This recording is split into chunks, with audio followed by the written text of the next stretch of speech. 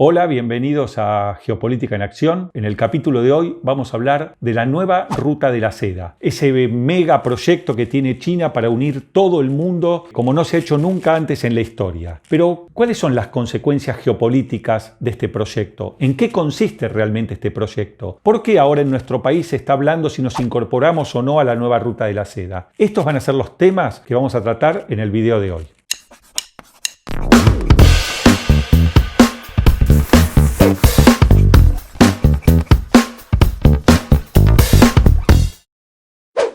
La nueva Ruta de la Seda, también llamada la Iniciativa de la Franja y la Ruta, es un megaproyecto chino por el cual, a través de inversiones, financiamiento y obras de infraestructura, pretende facilitar el comercio entre las naciones. El proyecto fue lanzado por el presidente chino Xi Jinping en el año 2013 y busca integrar a los 5 continentes en esta iniciativa. El proyecto es considerado la corona de la política exterior china, que dejando de lado siglos de aislamientos, pretende por primera vez acercarse a la comunidad internacional. Tal es la relevancia que se le ha otorgado a la nueva Ruta de la Seda, que en el 19º Congreso del Partido Comunista Chino en el año 2017 se decidió incorporar la iniciativa de la Franja y la Ruta a su propia constitución. Actualmente lo integran más de 125 países que se suman a la iniciativa china a través de obras en puertos, rutas, vías férreas y aeropuertos. Comprende también proyectos de industrialización y de telecomunicaciones. Como dijimos, es un proyecto faraónico. Si bien en un comienzo estaba pensado para unir China con Europa, se han ido sumando los restantes países de Asia, inclusive de Medio Oriente, y también se extendió a África e inclusive hasta América Latina. Es decir, la red se va extendiendo por todo el mundo. Se puede decir que la iniciativa de la Franja y la Ruta es la piedra angular del globalismo,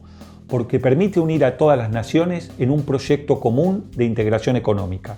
Para nosotros, la nueva Ruta de la Seda es la consecuencia de todos los acuerdos individuales que fue celebrando China con los diversos países en más de 30 años. Recuerden que China es el principal socio comercial de más de 130 países del mundo. Entonces, ¿cómo se llega? Tenemos que hacer un poco de historia. En la década del 80, con las reformas del presidente Deng Xiaoping, China reconoció la propiedad privada, permitió que haya empresas privadas con participación estatal en la fabricación de productos manufacturados. Eso fue permitiendo crear una burguesía en China que fue expandiendo el comercio por el mundo. A raíz de eso, también empezó a necesitar más recursos naturales. Poco a poco fue extendiendo el comercio hacia sus vecinos y hacia el resto del mundo. Para optimizar ese comercio, primero debió mejorar su logística interna. Construyó rutas, vías férreas, aeropuertos y puertos. Una vez que mejoró todos esos aspectos que le permitieron ser competitivo, empezó a pensar en la infraestructura de sus vecinos y de los países con los cuales comerciaba. Y ahí empieza a nacer la idea de la nueva Ruta de la Seda. Pero el proyecto de infraestructura en los otros países que comercian con China requería financiamiento. Y ahí está el Banco Asiático de Inversión e Infraestructura, creado por China para proveer de ese financiamiento a los países. Podemos decir que es un competidor del Banco Mundial o del BID acá en América Latina. A través de este sistema bancario chino se financian entonces estas obras a través de préstamos a los países que desean adaptar su infraestructura para participar en la nueva Ruta de la Seda. Las ventajas para China son evidentes. Al abaratar los costos logísticos, sus productos llegan con mejor precio al destino de venta. Pero también beneficia a los que integran el proyecto, principalmente a los europeos, que les permite entonces un ida y vuelta de sus productos hacia China.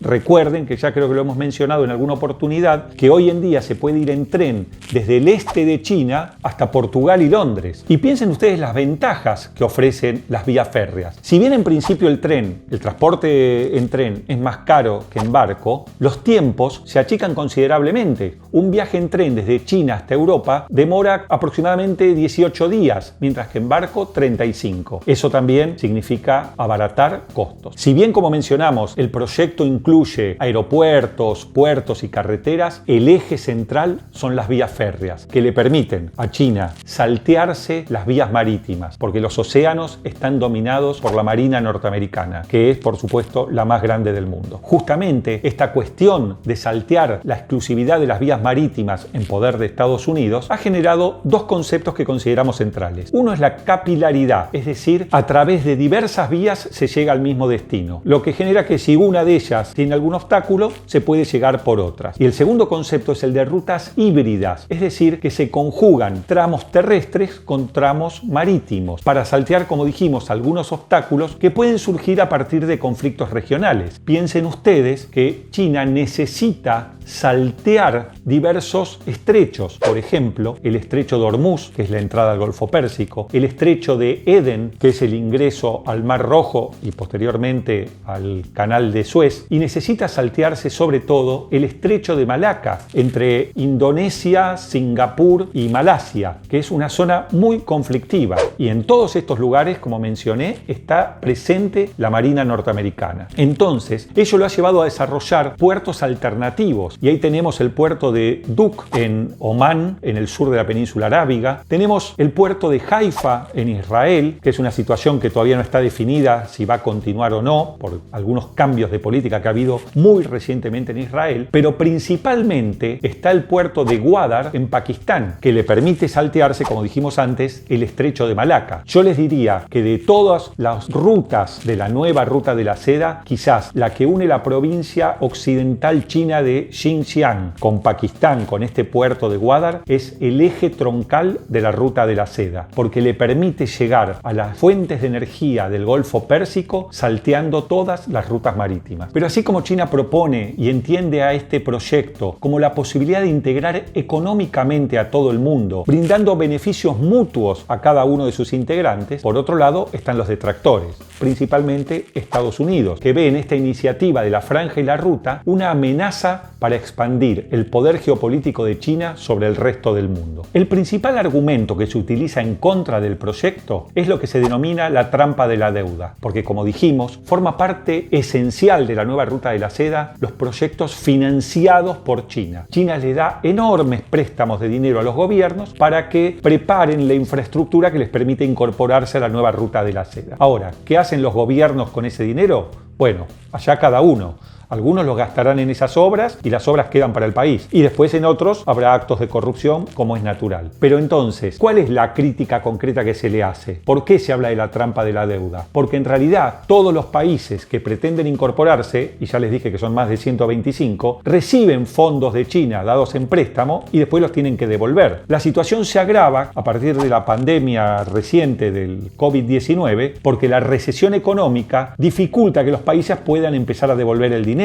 Y ahí entonces China empieza a ejercer influencia como acreedor de esos países, dictándole las políticas que tienen que seguir y condicionándolos. Esa es la amenaza que ve Estados Unidos y que denuncia habitualmente para que los países no se sumen a la nueva ruta de la seda. También es una amenaza para los Estados Unidos que el financiamiento chino a través del Banco Asiático de Inversiones e Infraestructura permita la celebración de contratos en yuanes, dejando de lado la moneda norteamericana como moneda de intercambio. Bueno, hasta aquí te hemos dicho qué es lo que sostiene China, cuáles son los beneficios que ve para sí y para los países que integran la nueva ruta de la seda. Y también qué dicen los detractores, sobre todo Estados Unidos. Vamos a ver cuál es nuestra opinión respecto de la posibilidad de incorporarse o no a la nueva ruta de la seda. En principio, las ventajas que ofrece China, sí, son ciertas. El financiamiento de estas obras de infraestructura, bien utilizado, genera obras que quedan para el país. Aunque también es cierto que los países quedan endeudados y con dificultad para poder cumplir con el pago de los préstamos. Pero por otro lado, nosotros vemos una debilidad en el proyecto de la nueva ruta de la seda. Y esa debilidad está dada por la seguridad. ¿Quién va a brindar la seguridad a la nueva ruta de la seda? Miren, el tema de los caminos para conectar países es muy viejo. El antecedente más conocido quizás son los caminos generados por Roma para a extender su imperio por toda Europa, por Asia. Bueno, Roma protegía esos caminos. Después tenemos el Imperio Británico, que siempre se ha ocupado de controlar los pasos interoceánicos, protegiéndolos también con su armada. Tenemos Estados Unidos con el Canal de Panamá, donde también lo tenía custodiado y estaba bajo su poder. Entonces surge una pregunta: ¿quién va a proteger la nueva ruta de la seda? ¿Quién va a proteger esos caminos que van por Medio Oriente, por ex repúblicas soviéticas, los caminos que van por África? ¿Los va a proteger China? Miren, lo primero que sostiene China es: no, yo no los voy a proteger. Los tiene que proteger cada país que es el interesado en sumarse, porque el beneficio también es para ellos. Inclusive, tanto es el beneficio para ellos que hasta que le permite competir con los mismos chinos. Entonces, si a ustedes les genera un beneficio, proteja cada uno su tramo. Pero China no es ingenua. En el año 2015 dictó una ley antiterrorista y esa ley autoriza a sus Fuerzas Armadas a intervenir en protección de sus intereses nacionales fuera del país. Además, como sabemos, China ya está pensando en abrir bases en África. Es decir, China sabe que si quiere proteger la nueva ruta de la seda, va a tener que tener una presencia militar. Y ese es un gran desafío. No es casualidad que los recientes conflictos fronterizos entre la India y China amenace justamente ese tramo de la ruta, el que nace en las provincias occidentales de China y que atraviesa Pakistán.